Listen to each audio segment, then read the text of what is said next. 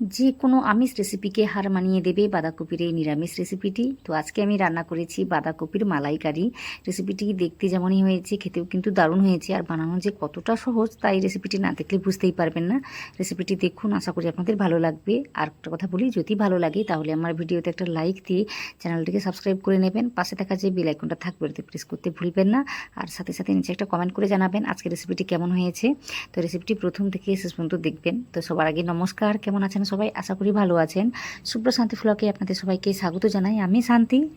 রেসিপিটি দেখুন কতটা সফটভাবে তৈরি হয়েছে। তো এটা মুখে দিলেই কিন্তু মিলিয়ে যাবে, আর খেতে কিন্তু দুর্দান্ত লাগে।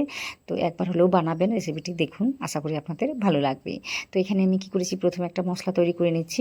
তো আমি লঙ্কাটাকে দিচ্ছি আর দিচ্ছি আদাটাকে। তো এখানে আপনারা চাইলে রসুন বা পেঁয়াজটাকেও দিতে পারেন। তো আজকে আমি নিরামিষভাবে রান্না করব, তাই আদা আর লঙ্কাটাকে দিয়েছি। পরিমাণটা বুঝে শুনে দেবেন কতটা কি পছন্দ করেন। তারপর এখানে আমি 1 চামচের মতো গোটা জিরে দিয়েছি, তারপর একটু মৌরি দিয়েছি। গোটা মৌরি হলেও হতো, কিন্তু আমার কাছে গুঁড়ো করা ছিল বলে আমি 1 চামচের মতোই দিয়েছি। দিয়ে জল দিয়ে না সুন্দর করে একটা পেস্ট বানিয়ে নেব। তো ওটাকে পেস্ট করে দেখাচ্ছি। ওই যে বললাম, ঝালের পরিমাণটা বাড়াতেও পারেন আবার কমাতেও পারেন। তো আজকে আমি 2টো লঙ্কা দিয়ে কাজটি করেছি, এটা হলেই আমাদের হয়ে যায়। তো দেখুন এখানে আমি সুন্দর করে একটা পেস্ট বানিয়ে নিয়েছি। তো আলাদা একটা পাত্রে রেখে দিচ্ছি। তো এই কাজগুলো আগে থেকে করা থাকলে রান্নাটি করতে বেশি একটা সময় লাগে না, তো আপনারা দেখতে পাবেন। তো চলুন তারপর দেখিয়ে দিচ্ছি কী করতে হবে। তো আলাদা একটা পাত্র নিয়েছি, নিয়ে না আমি এখানে 1 কাপের মতো নারকেল কোড়া নিয়েছি। এটা কিন্তু দিতেই হবে, এটা দিলেই কিন্তু খেতে দুর্দান্ত লাগে। তো অবশ্যই 1 কাপের মতো দেবেন। তারপর এখানে আমি নিয়েছি বাঁধাকপি 1.5 কাপের মতো বা একটু বেশি আমি নিয়েছি। তো যতটা লাগবে বুঝে শুনে নেবেন। মোটামুটি ওটা নেওয়ার পর এতে কিছু মশলা আমি অ্যাড করব, ওইগুলো দিলে কিন্তু খেতে ভালো লাগবে। তো এখানে ওই যে মৌরি গুঁড়োটা দিলাম, ওই 1 চামচের মতোই দিলাম। এটা কিন্তু দিতেই হবে, এর ফ্লেভারটা দারুণ লাগে। তারপরে আমি দিয়েছি জিরে গুঁড়ো ওই 1/2 চামচের মতো। তারপর লঙ্কা গুঁড়ো, তারপর যেটা দিয়েছি সেটা হলো লবণটা বুঝে শুনে দিতে হবে, কারণ বাঁধাকপি আছে আর নারকেলটা আছে, সব কিছু আছে, মোটামুটি বুঝে শুনে দিতে হবে। তারপর আমি একটু চিনি দিয়েছি। তো চিনিটা দিতেও পারেন আবার নাও দিতে পারেন, যেহেতু নারকেল কুড়াটা রয়েছে। তো আমরা একটু দিয়েছি, ওই 1.5 চামচের মতোই দিয়েছি। তারপর যেটা দিয়েছি সেটা হলো এই চালের গুঁড়ো, 3-4 চামচের মতো চালের গুঁড়ো আমি দেবো। তো এটা দিয়ে আমি কি করব, এখানে একটু যে কালো জিরে দিয়েছি। এটা দিলে কিন্তু খেতেও ভালো লাগে আবার দেখতেও ভালো লাগে, যার কারণে দেওয়া। তো সমস্ত উপকরণ দিয়ে আমি মাখিয়ে দেখব বাইন্ডিংটা কিভাবে হচ্ছে। তো এখানে কিন্তু আমি দেখলাম যে বাইন্ডিংটা ঠিকভাবে হচ্ছে না, তাই আমি কি করেছি, একটু কর্নফ্লাওয়ার দিয়েছি, আমি সবশেষে দিয়েছি, ওটা আমি দেখাবো আপনাদের। তো কি করবেন, একটু সময় ধরে রেখে দেবেন, কোনো রকম জল না দিয়ে। তারপরে মাখিয়ে দেখবেন যে বাইন্ডিংটা হচ্ছে বা কি। যদি না হয় তখন কিন্তু ময়দা বা কর্নফ্লাওয়ার দিতেই হবে। তো এখানে আমি দেখলাম যে ঠিকঠাক হচ্ছে না, তাই আমি ওই 3-4 চামচের মতো কর্নফ্লাওয়ার দিয়েছি। তো হাতের কাছে কর্নফ্লাওয়ার না থাকলে একটু ময়দাও দিতে পারেন, 2-3 চামচ দিয়ে দিলেই কিন্তু হয়ে যাবে। তো এখানে আমি 3 চামচের মতোই দিয়েছি, দিয়ে না মাখিয়ে দেখলাম যে মোটামুটি বাইন্ডিংটা করা যাচ্ছে। তো একটু সময় নিয়ে মাখাতে হবে, যেহেতু আমি জল দিইনি এর মধ্যে, তো একটু সময় লাগবে, কিন্তু কাজটি হয়ে যাবে। তো মোটামুটি বাইন্ডিংটা করে আপনাদের দেখাচ্ছি। তো দেখুন অনেকটা কিন্তু পরিমাণে কমে গিয়েছে, ঠিক এইভাবে হয়ে যাবে জিনিসটা। আর দেখুন এখানে কিন্তু বাইন্ডিংটা করা যাচ্ছে। তো এইভাবে কিন্তু কাজটি হয়ে যাবে। এতে করে কিন্তু আমি যে কোপ্তা বলুন বা যা কিছু বলতে পারেন, এইভাবে আমি গুঁড়ে নিতে পারছি। একটা কড়াইতে আমি কি করেছি, তেলটাকে দিয়ে গরম করে নিয়েছি ভালো করে। তারপরে এই যে কোপ্তাগুলোকে তৈরি করে নিয়েছি, তৈরি করে নেওয়ার পর এইগুলোকে আমি ভেজে নেব। তেলটা যেন গরম থাকে সেদিকে একটু খেয়াল করতে হবে। তো এখানে মোটামুটি ভালোভাবে আমি গরম করে নিয়েছিলাম। তারপর এইভাবে কোপ্তার আকারে গড়ে এইগুলোকে ভেজে নেব। তো দেখুন কিভাবে কাজটি হয়। আর যদি তেলটা ঠিক মতো না গরম হয়, তখন কিন্তু নিচে লেগে লেগে যেতে পারে বা কোপ্তাগুলো ভেঙে যেতে পারে। তো ওই দিকে একটু খেয়াল করবেন, তেলটা যেন ভালোভাবে গরম থাকে, ওই দিকে একটু খেয়াল করবেন।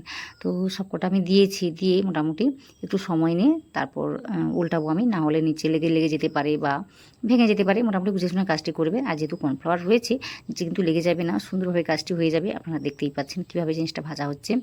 তো তেলটাকে খুব বেশি আমি গরম করে নিয়ে ফেলেছিলাম, তো যার কারণে ওই প্রথম কয়েকটা মোটামুটি এইভাবে দেখাচ্ছে। সে যাই হোক, মোটামুটি সুন্দর করে ভেজে নিয়ে তারপর দেখাচ্ছি। তো দেখুন এখন কিন্তু এই সময় এটা অনেকটা ভারী ভারী মনে হবে, আর যখন ভাজাটা হয়ে যাবে তখন কিন্তু ভীষণই হালকা হয়ে যাবে। আপনারা নিজেই বুঝতে পারবেন যখন এগুলো ভাজবেন যে কতটা হালকা হয়ে গিয়েছে, তখন কিন্তু বুঝতে হবে এগুলো ভাজাটা হয়ে গিয়েছে ভেতর থেকে। তেলটাকে ভালোভাবে গরম করে নেওয়ার পর কোপ্তাগুলো দিতে হবে। দেওয়ার পর কিন্তু মিডিয়াম ফ্লেমে এইগুলোকে ভেজে নিতে হবে। লো ফ্লেম করাও যাবে না, আবার হাই ফ্লেম করাও যাবে না। এতে করে বাইরে থেকে পুড়ে যাবে আর ভিতরে কাঁচা থেকে যাবে। মোটামুটি মিডিয়াম ফ্লেম রেখেই ভাজবেন, এতে করে সুন্দর করে ভাজাটা হয়ে যাবে ভেতর থেকে। তো সবকটাই আমি একই রকমভাবে ভেজে নেব, কয়েকটা আরও রয়েছে। ভেজে নেওয়ার পর দেখাচ্ছি কী করতে হবে। তো এইগুলোকে তুলে নিচ্ছি। কড়াইতে কিন্তু এখনও অনেকটা তেল রয়েছে। আমি কি করেছি, তেলটাকে গড়িয়ে নিয়েছি, 2 চামচের মতো তেলটাকে রেখেছি, বা একটু বেশি থেকে গিয়েছে আমি বুঝতে পারিনি। সে যাই হোক, মোটামুটি তেলটাকে রেখে দিয়েছি, তেলটা গরম করে নিয়েছি। তারপর আমি কি করেছি, ওই যে ফোড়নের জন্য গোটা আমি গরম মশলা দিয়েছি, ওই এলাচ, লবঙ্গ আর দারুচিনি দিয়েছি। আর এখানে ওই যে পেস্টটা করা ছিল না মশলার, তো ওই পেস্টটাই আমি দিয়েছি, আদা লঙ্কা বাটার যে পেস্টটা ছিল, তো ওটাই আমি দিয়েছি। দিয়ে না সুন্দর করে ভেজে নিচ্ছি, একটু সময় লাগবে ভাজতে, তো মোটামুটি একটু সময় নিয়ে ভেজে নিতে হবে। এতে করে কিন্তু এই যে মৌরির ফ্লেভারটা রয়েছে না, ওটা খেতে কিন্তু দারুণ লাগবে, বা ওই ফ্লেভারটা দারুণভাবে আসবে। তো একটু ভেজে নেওয়ার পর আমি কি করেছি, এখানে একটু হলুদ গুঁড়ো দিয়েছি। তো ওটা দিতে চাইলে দেবেন, না চাইলে দেবেন না দেবেন। তো এখানে আমি অল্প করে দিয়েছি, এটা দিলে হালকা একটু কালার আসবে, এই যা, আর না হলে কিছুই না। দিয়ে আমি ভেজে নিচ্ছি। ভেজে নেওয়ার পর এখানে আমি যেটা দিয়েছি সেটা হলো টমেটো কুচি। তো টমেটোর পরিমাণটা একটু বেশি করেই আমি দিয়েছি, একটা বড় মাপের টমেটো দিয়েছি। দিলে কিন্তু দেখতেও ভালো লাগে, আবার খেতেও ভালো লাগে, তো যার কারণে দেওয়া। দিয়ে আমি ভেজে নিচ্ছি, একটু সময় লাগবে টমেটোটা ভাজতে। তো ভেজে নিয়ে আমি কি করব, এতে আরও দু একটা মশলা আমি মেশাবো। তো কী মেশাবো সেটা আপনারা দেখুন, তো সব কিছুই বুঝতে পারবেন। তো একটু সময় নিয়ে টমেটোটাকে ভেজে নিয়েছি। ভেজে নেওয়ার পর এখানে একটু ওই যে আমি চিনি দিয়েছি, এটা দিতে চাইলে দিবেন, না চাইলে না দেবেন, কিন্তু দিলে খেতে বেশ ভালো লাগে, মিষ্টি মিষ্টি লাগে, খেতে বেশ ভালো লাগে। তারপর আমি একটু লবণ দিয়েছি, পরিমাণটা বুঝে শুনেই দিতে হবে। তো সব কিছুর মধ্যে কিন্তু লবণটা দেওয়া আছে, মশলাটার জন্য বা একটু গ্রেভির জন্য দেওয়া। দিয়ে ভালোভাবে নাড়িয়ে চাড়িয়ে নিয়েছি, বা একটু কষিয়ে নিয়েছি। কষিয়ে নেওয়ার পর ওই যে মশলার জলটা ছিল ওটা আমি দিয়েছি। দিয়ে একটু সুন্দর করে আমি ভেজে নেব, বা মাখো মাখো ব্যাপারটা করে নেব মশলার মধ্যে। তো আপনারা দেখতে পাবেন জলটা যেন শুকিয়ে যায়। তারপরে এই যে মশলাগুলোকে একটু ম্যাশ করে নিতে হবে। তো এইভাবে কাজটি করে নিলে তেলটা কিন্তু একদম ছেড়ে যাবে, এই মশলার গা থেকে একদম ছেড়ে যাবে। দেখতেই পাচ্ছেন কীভাবে কাজটি হচ্ছে, ঠিক এইভাবে আমি কাজটি করে নিয়েছি। তো এখানে দেখুন আর কোনো রকমভাবে আমি লঙ্কা গুঁড়ো বা কিছুই দিইনি, আপনার চাইলে কিন্তু কাশ্মীরি লঙ্কা গুঁড়োটা দিতে পারেন, এতে করে কালারটি ভালোভাবে চলে আসবে। তো আমি 2টো লঙ্কাই যা দিয়েছি, আমার বাচ্চারা খাবে বলে আমি অল্প করেই দিয়েছি। তো মশলাগুলোকে কষিয়ে নেওয়ার পর তারপর আমি কি করেছি, নারকেলের দুধ দিয়েছি, 1.5 কাপের মতোই দিয়েছি। তো গ্রেভিটাকে আরও একটু আমি বেশি করে রাখতে চাই বলে আমি কি করেছি, আরও আমি 1 কাপের মতো জলটাকে দিয়েছি। দিয়ে না এইভাবে একটু মিশিয়ে নিয়েছি। তারপর এটাকে আমি একটু সময় নিয়ে ফুটিয়ে নেব, ওই 5 মিনিটের জন্য ফুটিয়ে নেব। তারপর দেখাচ্ছি কি করতে হবে। তো একদম 5 মিনিট পরেই আপনাদের আমি দেখাচ্ছি। তো গ্রেভিটাকে আমি 5 মিনিট ধরে ভালোভাবে ফুটিয়ে নিয়েছি মিডিয়াম ফ্লেমে। তারপরে ওই যে কোপ্তাগুলো রেখেছিলাম ভেজে, ওইগুলোকে আমি দিয়ে দিচ্ছি। তো এগুলোকে দিয়ে না বেশিক্ষণ ধরে ফোটালে হবে না, মিডিয়াম ফ্লেম বা লো ফ্লেম রেখে 2 মিনিটের জন্য ফুটিয়ে নিলে কিন্তু রেসিপিটি তৈরি হয়ে যায়। তো আপনারা চাইলে এখানে একটু ঘি বা চিনি অ্যাড করতে পারেন, আমি কিছুই দিইনি। তো এইভাবে মোটামুটি রান্নাটাকে করে নিয়েছি, আরও 2 মিনিটের জন্য ভালোভাবে রান্নাটাকে করে নেওয়ার পর তারপর দেখাচ্ছি ঠিক কীভাবে দেখতে হয়েছে জিনিসটা। বেশি ফোটালে কী হবে, এই কোপ্তাগুলো ছেড়ে যাবে বা ভেঙে যাবে।